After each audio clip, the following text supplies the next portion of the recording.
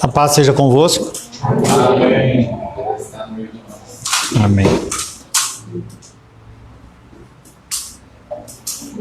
Louvamos a Deus por mais esta oportunidade que o Senhor nos dá, estarmos na sua casa, louvando, adorando e bendizendo o nome dEle, enquanto muitos irmãos e irmãs ao redor do mundo não têm a oportunidade que nós temos. Nós as temos. Isso é motivo de louvor e adoração, de glorificação ao Senhor. Amém. Pregamos na nossa igreja uma pregação sequencial e expositiva, com uma finalidade de você construir a meditação, a instrução, conforme a palavra de Deus assim nos apresenta. Toda história tem começo, meio e fim. Dentro dos evangelhos nós temos o nascimento de Cristo, a morte de Cristo e a sua ressurreição como pontos principais da pregação do evangelho. E é importante que você não perca cultos, para que você não perca a continuidade da instrução da palavra. Eu sei que coisas acontecem, mas você tem que utilizar da ferramenta que nós estamos dando, que é a palavra gravada, para você poder se instruir. Você não precisa assistir o YouTube, mas você pode simplesmente colocar no áudio, você fazer a sua movimentação, e você pode sim ouvir a palavra, não como você estaria aqui, mas sim é importante. Semana passada, nós começamos realmente a trabalhar a palavra de Deus, o Evangelho de Mateus. Até então estávamos vendo apenas muito mais o contexto histórico, algumas particularidades daquele tempo. E na semana passada nós começamos com uma palavra muito dura, falando sobre a constituição do batismo de fogo, destruição ou purificação. A visão do Salmo 23 ela é muito consoladora. E muitas passagens bíblicas assim o são. Porém, temos que ter cuidado em não olhar passagens que estão lá para nos confrontar de uma maneira também não receptiva. E isso é uma característica do ser humano. Nós queremos ser alisados, nós queremos que as pessoas ouçam as nossas lamúrias, que as pessoas elas não nos confrontem em nada. E mesmo no Salmo 23, após ele falar dos campos verdejantes, ele trata do vale da sombra da morte. É exatamente aí que muitos se frustram. E o pior, elas não dão ouvidos às exortações. Uma época lá em São Paulo, em que nós congregávamos numa outra igreja, não se podia falar sobre exortação.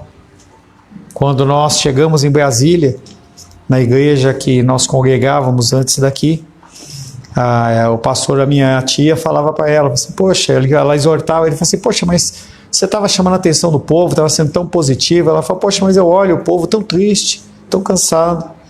Eu tenho certeza que você está cansado, em especial desses dias aí, do Dia das Mães. E ele aliviava e não deixava de dar a instrução que era necessária. João Batista, ele sabia visualizar esses momentos e traz a ferro e fogo as suas pregações. Ele sabia que o tempo dele era curto, o ministério dele foi um ministério curto, a palavra de Deus não fala quanto tempo, mas eu creio que não deva ter excedido muito mais do que 3, 5 anos para preparar aquele caminho ao Senhor, depois de 400 anos de silêncio profético dentro dos evangelhos, dentro do Antigo e do Novo Testamento. Mesmo quando Jesus começa a pregar, ele também exige o arrependimento. João Batista fala sobre arrependimento e Jesus ele também fala sobre arrependimento. Falamos que os judeus eles não tinham como costume o batismo era para pessoas gentias, porque eles entendiam que ele era o povo escolhido de Deus e realmente o era, e eles não tinham que se arrepender de absolutamente nada, mas Jesus ele fala sobre arrependimento. A purificação, a santificação não é um evento único em que você, em algum momento da sua vida, você confessa Jesus como Senhor e Salvador e ali acabou o problema e você não precisa fazer mais nada. Essa vida é um processo contínuo de renovação e santificação que se estende ao longo de toda a minha história, da sua história. Isabela, quando foi gerada, ali começa todo um caminho para ela, em que ela vai nascer e ela vai andar, e ela vai começar a se relacionar, entendeu, com as pessoas, e ela vai ter também o processo dela, assim como eu tenho, assim como cada um de nós assim o tem. João, ele quer contrastar seu batismo com o daquele que vem depois dele, e esse alguém, Jesus Cristo, é mais poderoso do que ele, irá batizar com o batismo de fogo, que nós trabalhamos na semana passada, que purifica e refina aqueles que são filhos, e aqueles que não são filhos, ele os destrói. A medição, ela é muito dura. É uma medição de que você ou é aprovado ou você é reprovado. Não há em nenhum âmbito da nossa vida questões em que você é mais ou menos, ou você é casado ou você não é, ou você é cristão ou você não é, ou você trabalha ou você não trabalha, ou você é uma pessoa correta ou você não é, você é mentiroso ou você é verdadeiro. E nós temos que entender que essa condição das Escrituras Sagradas, em que ele separa os bodes das ovelhas, não é algo em que, vamos privilegiar um ou outro, uma religião tal. Não, é uma questão de uma mudança interna de coração, que é o que nós falamos sempre, a mudança de coração. O que reflete, o que você diz que prega, o que você diz que vive. Essa teologia prática, ela é muito mais importante do que uma teologia apenas falada. Já falo para vocês há alguns anos a respeito disso, em que nós temos que olhar para uma situação, analisar segundo a nossa mente, que nós somos racionais, decidir o que é o correto e a partir daquele momento fazer. O culto ao Senhor, o amor à família, todas as coisas que envolvem o culto cristão, ele tem a ver com decisões. Decisões que começam quando você diz sim a Ele, não necessariamente em relação a uma igreja, mas você diz sim a Ele, e ali você começa todo um processo de mudança e transformação. Nós vamos começar hoje, eu creio que em um ciclo de 2 encontros a respeito do tema o batismo de Jesus. É um evento muito importante que precede a sua tentação em Mateus capítulo 4. Quero convidar você a abrir a palavra de Deus no Evangelho de Mateus. Evangelho de Mateus, capítulo 3.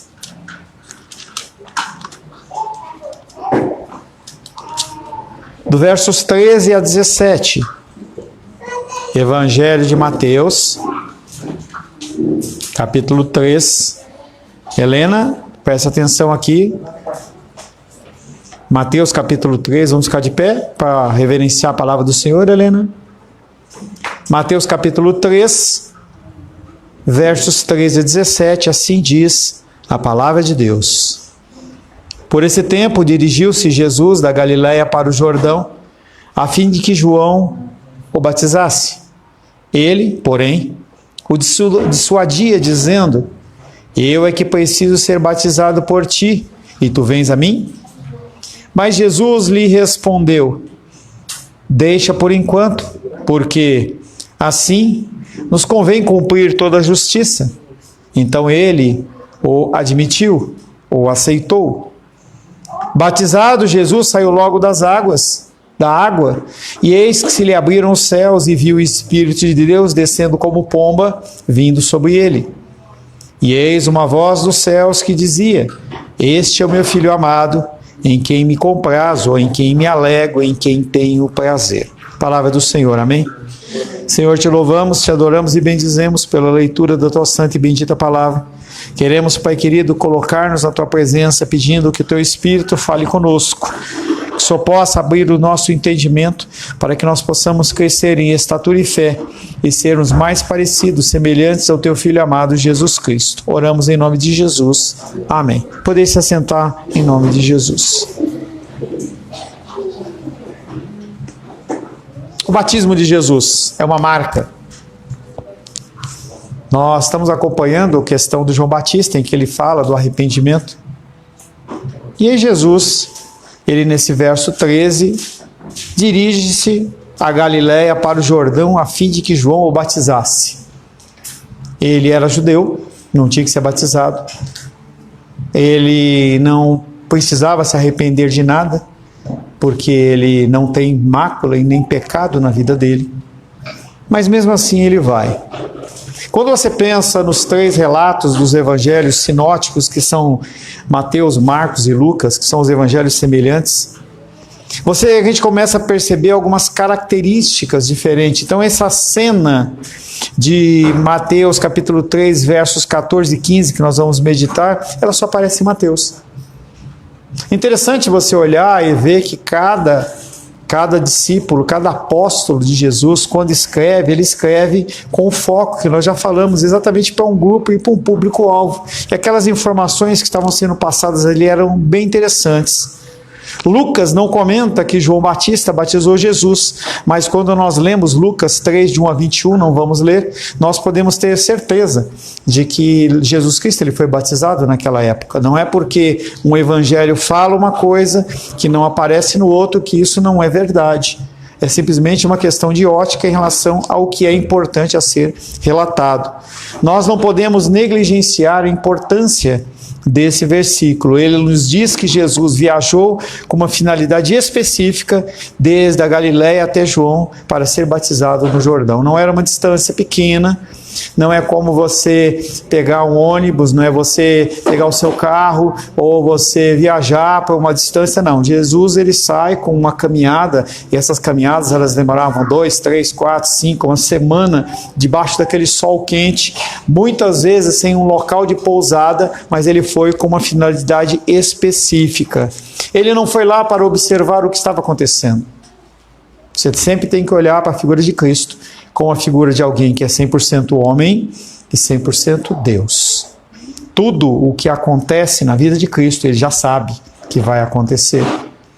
De uma certa maneira, torna mais fácil as decisões, mas também traz uma angústia, deve trazer uma angústia muito grande. Imagina você saber que você tem mais 1, 2 dias de vida, e como eu falei para vocês, eu gosto de ver séries médicas em que a pessoa vai lá e recebe o diagnóstico, e a pessoa pergunta, quantos dias, quanto tempo mais eu tenho de vida?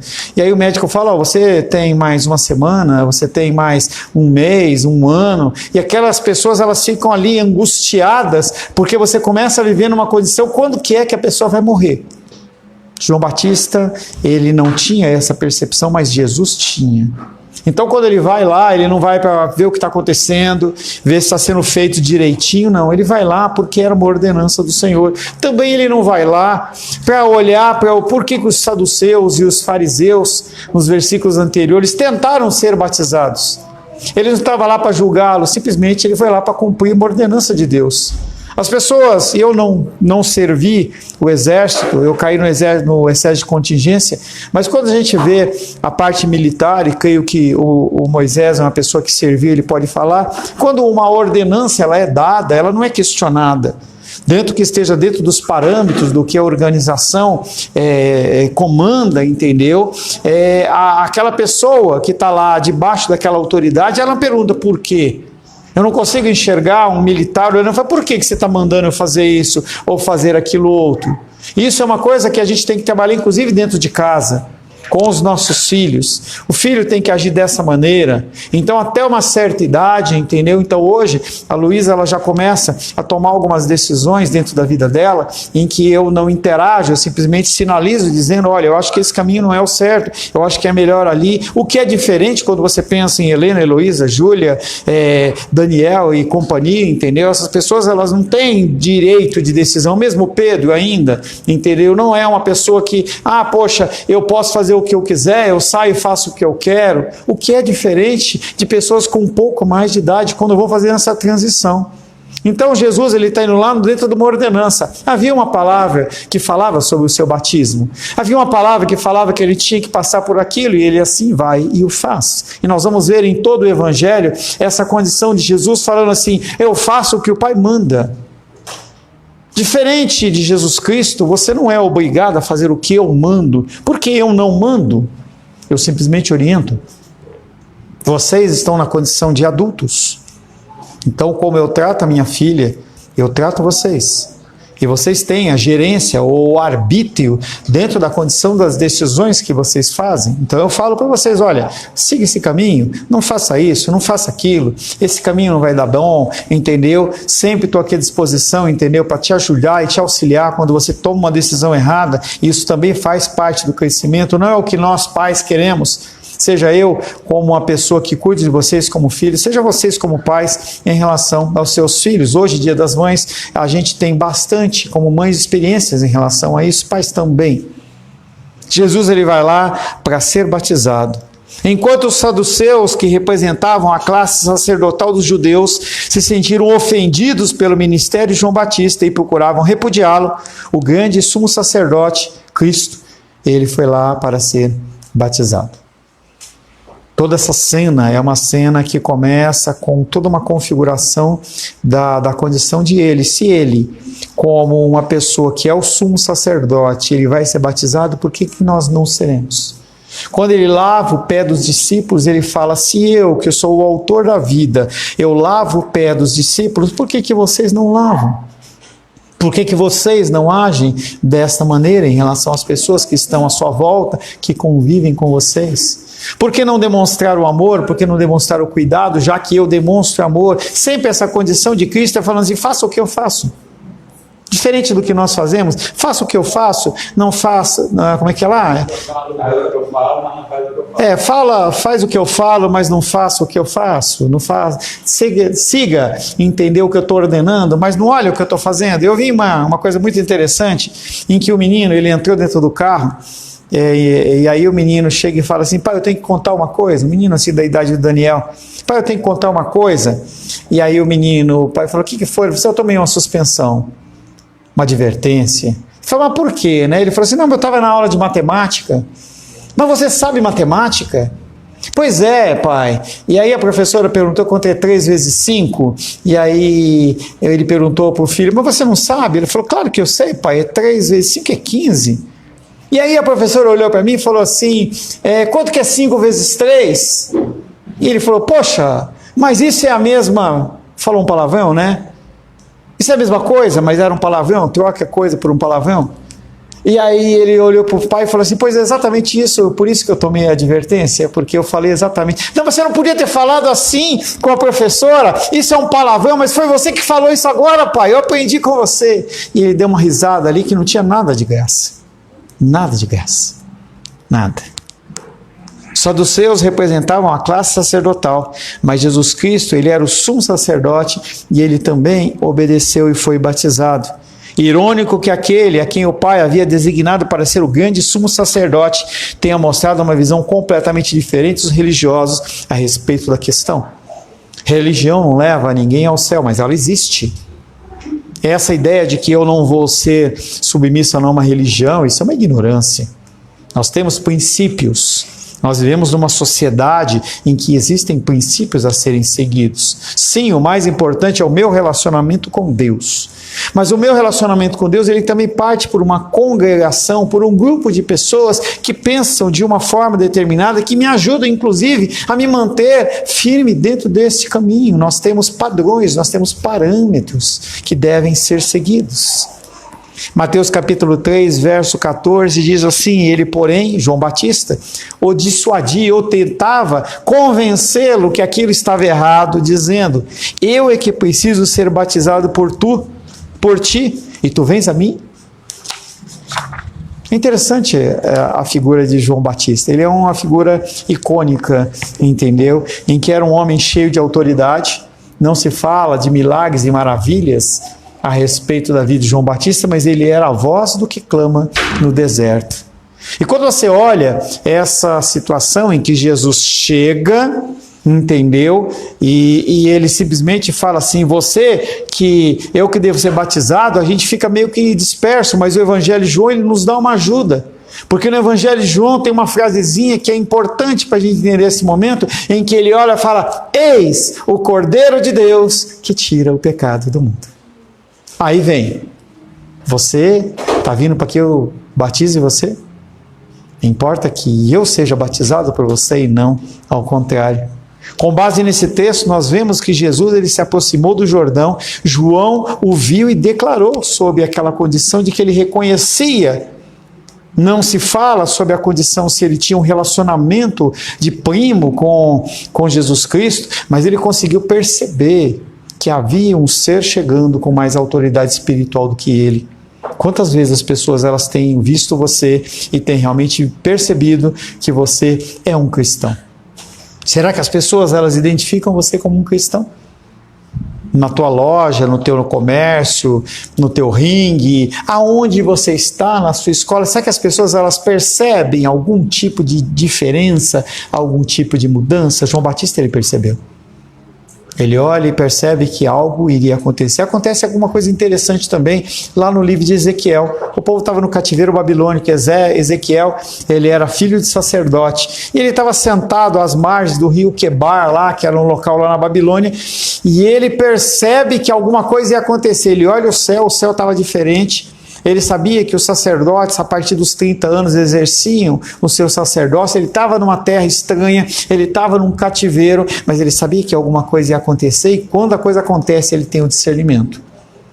Essa condição do discernimento tem que ser desenvolvida por nós. Você tem que desenvolver essa questão de discernimento.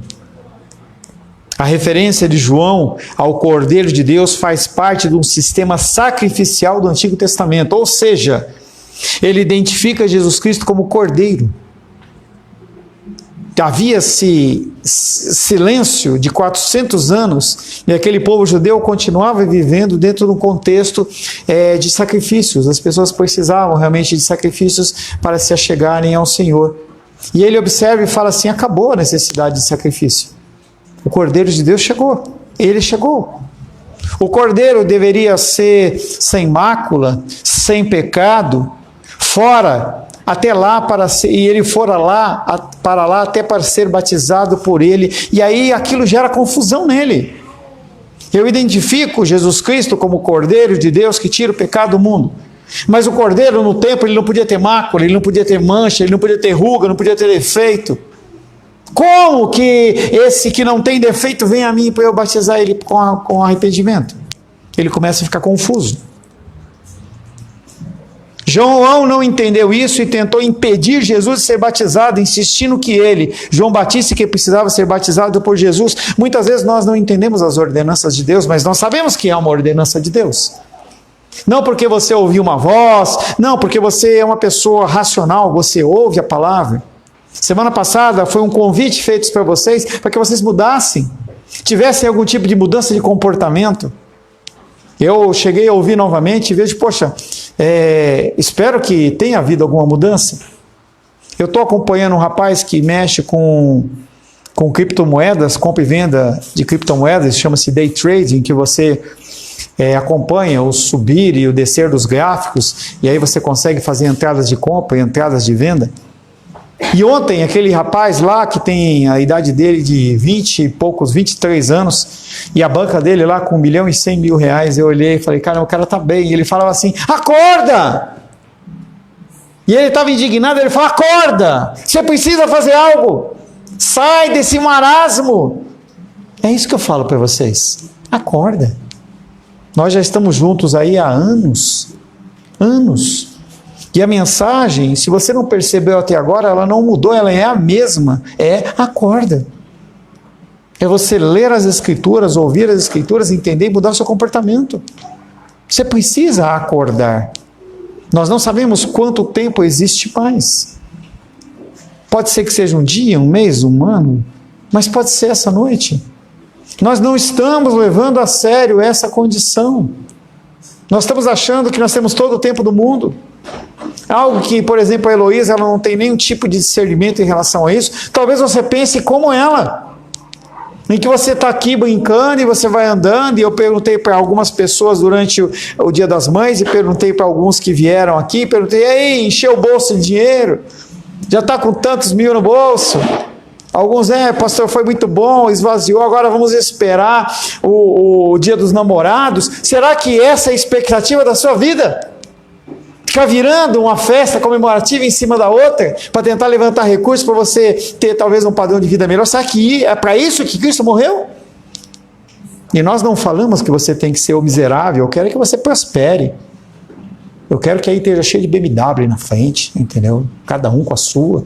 Vamos lá e compra, se a gente compra 3 de uma vez, é mais barato, dá um desconto aí, uma branca, uma vermelha, e a do Alice tem que ser amarela, né? Claro, né? Lógico, né? Entendeu? Tem que ser, né? Entendeu? Eu quero isso, eu desejo isso para vocês, eu oro por vocês, liguei para vocês durante a semana, abençoando novamente, falei individualmente com as pessoas, mas não é só isso. Não é só isso. A condição da gente decorar os salmos, ele tem que trazer para você alguma coisa. Ele dá para os seus enquanto dormem. Não é para você ficar dormindo até tarde, não trabalhar, não é nada disso. Mas será que é só isso? Será que você vai resumir a sua vida? Quando você estiver lá nos seus 60, 70, 80 anos, que você falecer, será que vai estar lá na lápide do Nicolas assim? Empreendedor, ótimo empreendedor, embalou. Será que é isso que você quer no seu obituário? Será que é isso que você espera? Teus filhos olharem para você e falar assim, é isso aí, entendeu? Olha, papai deixou 3 lojas para mim. Será que é isso que você espera? Acorda. João não entendia e ele tentou impedir Jesus. João Batista é que precisava ser batizado por Jesus e nós não podemos questionar isso. Nos versos anteriores, João teve dificuldade em batizar fariseus e saduceus, porque ele orava para aqueles homens e falava, vocês não são dignos desse batismo. Não porque tinha que ter alguma dignidade para ser batizado, mas eles não entendiam o que estava acontecendo. E talvez seja o seu caso, de você vir aí na igreja e senta aqui e você fica olhando, entendeu? E que pena que não tem umas mosquinhas voando para eu ficar acompanhando as mosquinhas enquanto ela voa, mas eu olho para o rosto de alguns e eu vejo que a pessoa não está aqui. Não está aqui, está em qualquer outro lugar. De manhã a mesma coisa. As pessoas não estão aqui. João Batista tem problemas para batizar Jesus agora, não porque ele não é digno, é porque o batismo dele não é digno de Jesus. Ele não entende que a ministração que ele vai fazer é digna do rei. E aí você tem que imaginar esse aspecto dentro do seu culto ao Senhor, seu tempo de leitura ao Senhor, a sua oração. E eu continuo convidando você para participar da reunião de oração de quarta-feira e você não participa. Talvez você tenha coisas mais importantes para fazer. Talvez a Netflix, talvez o seu cansaço. É interessante a gente identificar essas coisas, porque quantos de vocês estiveram cansados ao limite e continuaram trabalhando? Mas quando se fala em relação ao Senhor, não dá. Não estou afim, estou cansado, qualquer outra coisa. Vai cair em cima da Júlia, hein, Pedro? O Pedro está indo assim, entendeu? Está indo assim, daqui a pouco... Segura a cabeça dele aí, Júlia. Segura assim, ó. Segura assim, segura a cabecinha dele. Entendeu?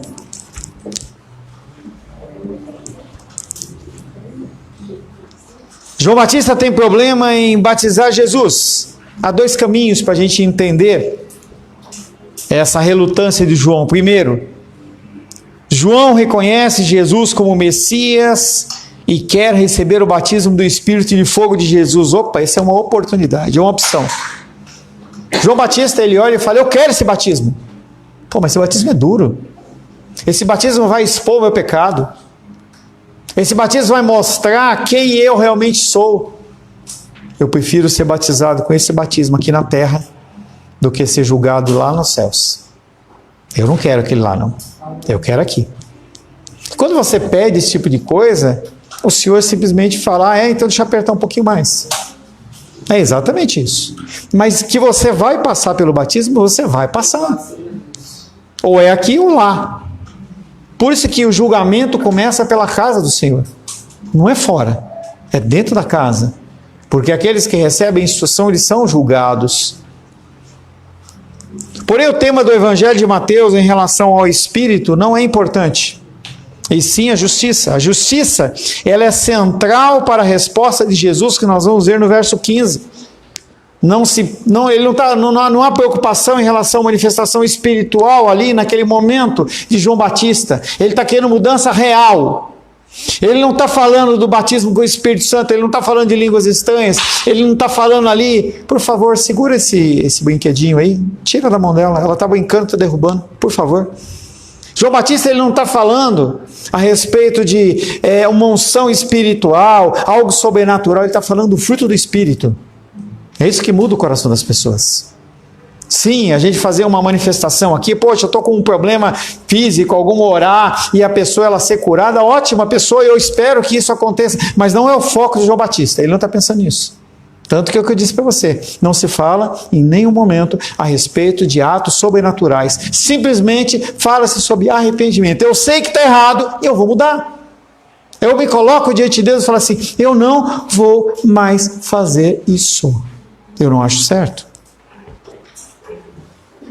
Mateus não apresenta Jesus aplicando o seu batismo de Espírito e fogo sobre qualquer um. A cruz e a ressurreição são importantes para Jesus e também dentro do Evangelho de Mateus. O batismo de Jesus foi aplicado sobre o seu povo e sobre o seu povo apenas. E não é questão que nós somos melhores, a gente tem que tirar esse estigma. Nós somos melhores. Não, nós somos piores. E o Senhor nos escolhe como piores para sermos filhos dele. Por quê? Não sei. Não sei por que Ele me escolheu. Não sei por que Ele me deu uma igreja para cuidar. E talvez você devesse pensar sobre isso. Quem sou eu para estar no Dia das Mães e ter faturado o que eu faturei? Quem sou eu para ter uma academia? Quem sou eu? Quem sou eu? Quantas pessoas tentam, lutam, tentam e continuam sem conquistar nada. Quem sou eu? João Batista, ele tem essa preocupação. Segunda opção para a relutância de João Batista. O batismo de João não tem relevância escatológica com relação ao fim dos tempos, mas ele também representava arrependimento e confissão de pecado. Não sabemos se João Batista conhecia bem Jesus. O que a história das Escrituras falam, e a gente pode até deduzir alguma coisa, mas não tem. A história lá no Evangelho de Lucas, de 1, de 39 a 45, mostra a figura de Maria, indo visitar grávida a sua prima Isabel, que também estava grávida de João Batista, e as Escrituras falam em Lucas que, quando Maria chega com Jesus no ventre, João Batista ele entra no mistério, no manto, no terra, lá na barriguinha de Isabel. Logo depois ela sai, volta e continua a vida dela. Não se fala que teve algum tipo de envolvimento entre eles depois disso. João Batista era um homem humilde, consciente do seu próprio pecado.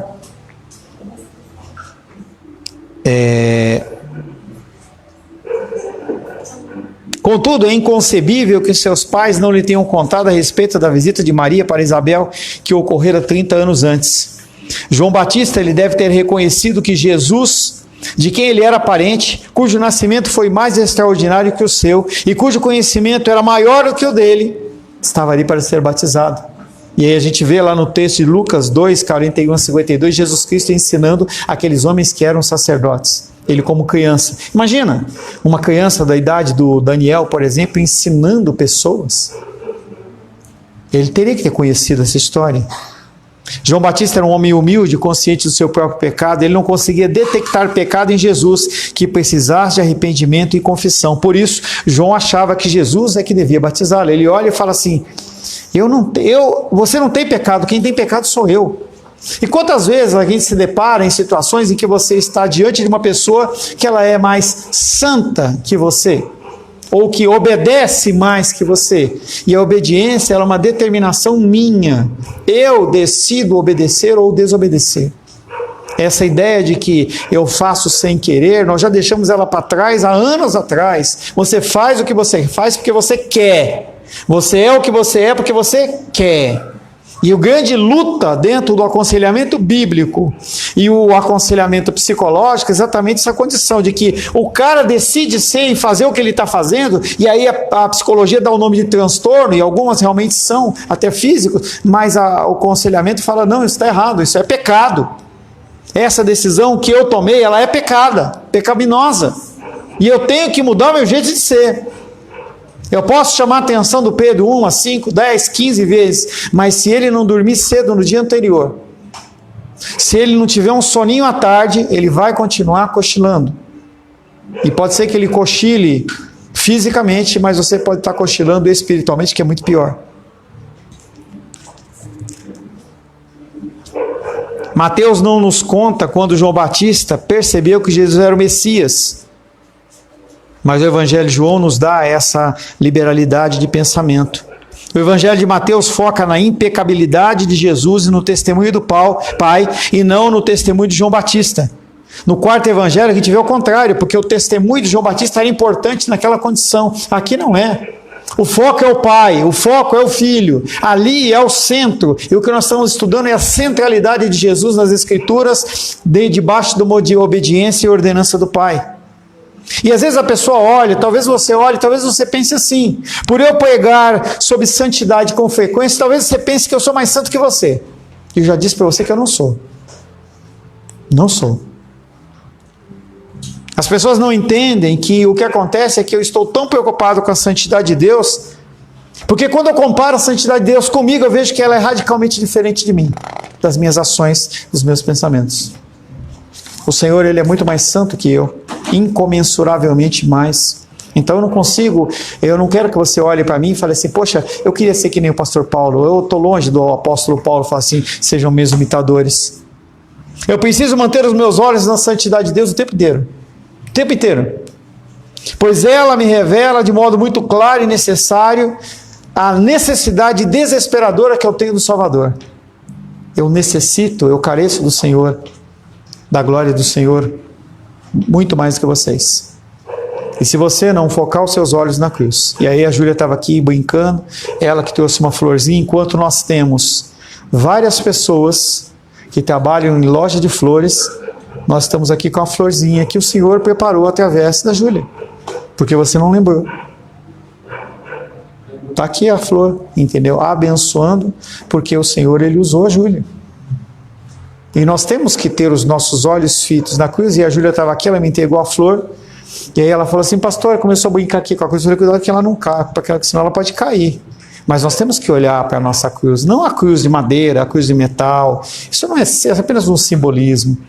Nós temos que olhar para a cruz, que sempre está comparando os nossos atos, os nossos pensamentos em relação a como nós estamos. Essa avaliação eu não tenho como fazer. Quando eu vi os episódios da Super Nanny, em que havia problemas de criação de filhos, e aí o pai chamava a Super Nanny, ela ia lá, ficava um dia sentada lá na casa, ficava olhando e fazendo anotações: olha, o Felipe não faz isso, a Rayane não faz isso, a criança age dessa maneira. Aí ela trazia uma condição lá, psicologizada, entendeu, de como fazer, que chama behaviorismo, que é como tratar um cachorro, entendeu? Você ensina o cachorro a fazer xixi no lugar, e você vai fazendo, trabalhando com o sistema de prêmio e castigo, até que a criança entenda, como o cachorro entende o que ele tem que fazer. E ela aplicava aquilo ali, e tinha o cantinho do castigo, e ficava tudo legal, parece que a família era linda e maravilhosa, mas continuava a mesma coisa. Eu não tenho como fazer isso. Talvez, se Deus der uma direção, qualquer dia eu falo assim: vou passar um dia, entendeu, acompanhando vocês. Talvez, se Deus der essa direção, entendeu, fica aí um dia. Vamos ver o que o Carlos faz, entendeu? Ele aparece aí todo bonitinho, entendeu? Fez aniversário, peço perdão, Carlos, por não ter lembrado ontem, entendeu? Mas a falha não é minha, claro que é da Esther, que não me lembrou. Você podia ter me lembrado, né? Claro, entendeu? A Esther, ela sempre comete esse pecado, mas eu continuo amando ela, né? Eu amando-a, entendeu? Então, eu poderia até fazer esse tipo de ação, mas eu não tenho, mesmo que eu vá fazer, eu vou tirar uma fotografia temporal de alguma situação de que você está vivendo, mas eu não vou ter o quadro geral. Nós temos que manter os nossos olhos na cruz. O primeiro ouvinte de cada sermão deve ser, e muitas vezes o é, eu mesmo. Eu mesmo. Quando a pregação da semana passada eu finalizei, eu falei: caramba, é isso que vemos no texto. João reconhece que tem a necessidade de ser batizado por Jesus, e este veio para supri-lo e não o contrário. Vamos finalizar aqui nesse período, nessa passagem, trazendo para você a meditação de que você tem que olhar para a cruz. Você tem que manter os seus olhos não na cruz física, mas na cruz do Evangelho, que está exposta nas Escrituras Sagradas. E isso você vai conseguir ver através da leitura diligente das Escrituras. Independente do que estiver acontecendo, sempre pense no urgente e o mais importante. O que é o mais importante? O que é urgente? E aí, traz uma reflexão para você em relação a um tempo como esse do Dia das Mães, em que eu vi vocês que nem abelhas de um lado para o outro. Se um filho seu estivesse numa doença terminal, você iria abrir a loja ou você iria ficar com ele? Por que esse exemplo tão grotesco e radical? Porque é exatamente isso que vai acontecer entre a morte de um cristão ou de um não cristão, entre a glória eterna e o inferno. Toda vez que você abre mão em detrimento das coisas que estão acontecendo, você está tomando uma decisão como essa. E eu volto a dizer, não é para você parar e você ficar lendo o dia inteiro, ficar orando o dia inteiro, não é nada disso. Entende? Você é inteligente o bastante para saber que eu não estou falando isso. Eu estou dizendo para você que você precisa dedicar tempo ao Senhor todos os dias. Se você não dedicar tempo ao Senhor todos os dias, os seus olhos vão sair da cruz e vão olhar para qualquer outra coisa. E aí é nessa hora que o engano acontece. Amém, queridos? Senhor, te louvamos, adoramos e bendizemos. Queremos agradecer ao Senhor, Pai querido, pela tua graça e pelo teu amor. Nós, Pai querido, somos exortados e julgados pela sua palavra. Pedindo, Pai querido, que cada vez mais o Senhor nos guie, oriente e abençoe. Oro em nome de Jesus. Amém. Graças ao nosso bom, querido e amado Deus.